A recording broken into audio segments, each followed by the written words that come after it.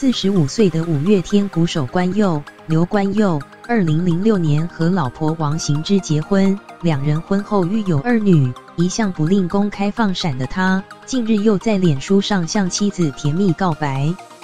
关佑28日凌晨在脸书上贴出老婆照片，填称12个年头过去了，你依旧让我心动着，字句深情又肉麻，让粉丝羡慕又嫉妒。关佑28日在脸书上祝福老婆生日快乐，他放上一张王行之的侧脸照，写到12个年头过去了，你的举手投足，一颦一笑依旧让我心动着。关佑谢谢妻子在自己忙碌时永远给他一个安定的家和坚强的后盾。接着更肉麻告白，这么多年过去，我的镜头依旧只想为你停留。